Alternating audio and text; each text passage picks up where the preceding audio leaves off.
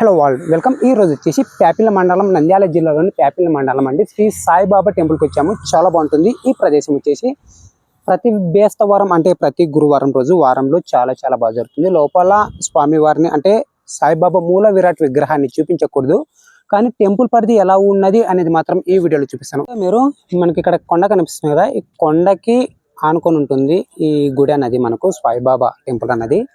ఇక్కడ కనిపిస్తున్న రూట్ వచ్చేసి మనకు డోన్ టు గుత్తికి వెళ్ళే మార్గం. ఇది హైవే కాదండి, నేషనల్ హైవే 44 అనేది అటు సైడ్ ఉంటుంది. అంటే టెంపుల్ అటు సైడ్ బ్యాక్ సైడ్ ఉంటుంది.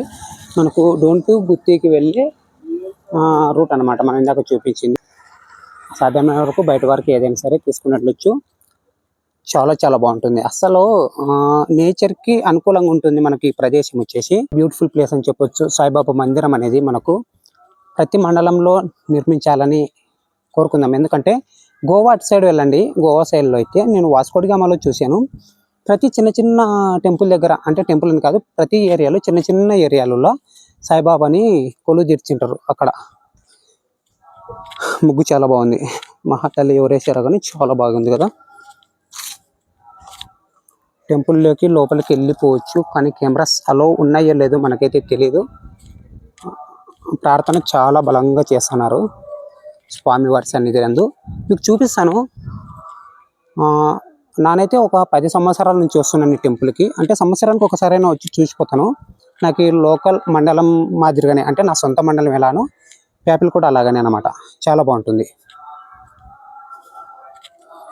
కాలిపోతున్నాయి ఈ బండలు. పూజ జరుగుతుంది. చాలా బాగా చేస్తారు పూజ. ఇక్కడ చూపిస్తే చూడండి, టెంపుల్ అనేది ఈ విధంగా ఉంటుంది. లోపలికి కెమెరాస్ అలో లేవు, బయట నుండి తీసుకోవాలి.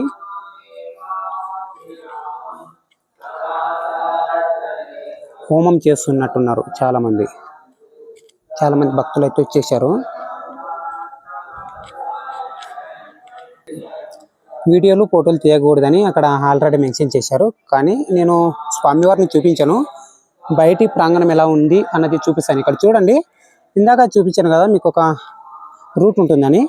ఇటు సైడ్ వెళ్తే డోన్కి వెళ్ళొచ్చు అనమాట, అంటే కర్నూలు కూడా వెళ్ళొచ్చు. ఇటు సైడ్ వెళ్తే గుత్తి టు అనంతపురానికి వెళ్ళొచ్చు. మనం అక్కడ దగ్గర నుంచి స్టార్టింగ్ నుంచి వచ్చేసాం లోపలికి.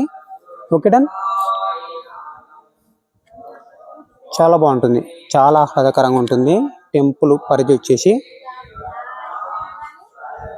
చూద్దాం, లోపలికి అలో లేదు కెమెరాస్, కానీ వీలైతే చూపిస్తాను. అంటే టెంపుల్ పరిధి ఎలా ఉంటుంది అనేది చూపిస్తాను. మీరు ఇప్పుడు చూస్తున్నారు కదా, స్వామివారిని మొత్తం కూడా హోమం చేస్తున్నారు లోపల. చాలా బాగుంటుంది. మీకు మనకు వచ్చేసి ఇక్కడ సాయిబాబా గారు ఏమేమి చేశారు అనేది మనకి ఇక్కడ మెన్షన్ చేసి ఉంటారు వీళ్ళు. చూపిస్తా చూడండి.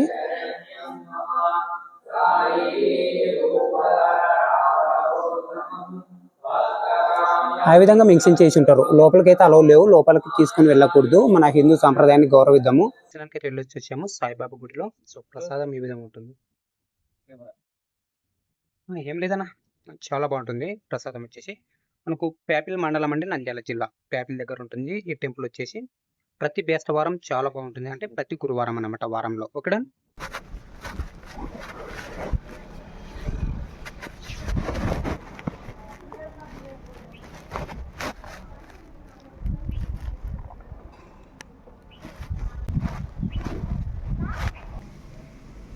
అటు సైడ్ వెళ్తే చలివేంద్రం ఉంటుంది.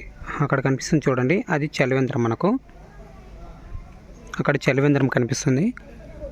అలాగే ప్రతి బేస్తవారం భోజనాలు కూడా ఉంటాయన్నమాట మనకి ఇక్కడ.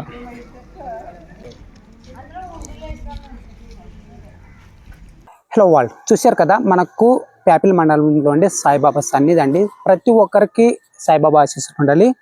ఓం సాయిరామ్. మీరు ఇప్పుడు చూసిన ఈ టెంపుల్ వచ్చేసి మనకు ప్యాపిల్కి దగ్గరలో ఉంటుంది. మనకు మెయిన్ బస్ స్టాండ్ నుంచి వచ్చేసి మనకు 1 కిలోమీటర్ డిస్టెన్స్ దూరంలో మాత్రమే ఉంటుంది.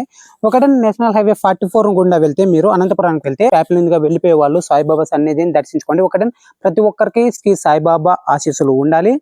అలాగే మీరు ఎంతమందికి షిరిడి వెళ్ళారో మనకు కామెంట్ చేయండి. సో షిరిడి వెళ్ళినప్పుడు కూడా మీకు చూపిస్తాను అక్కడ సాయిబాబా సన్నిధి అనేది. So thanks for watching guys. ఈ వీడియోపై మీ ప్రేమను కామెంట్ చేయండి. Thanks for watching. Love you all. జై హింద్.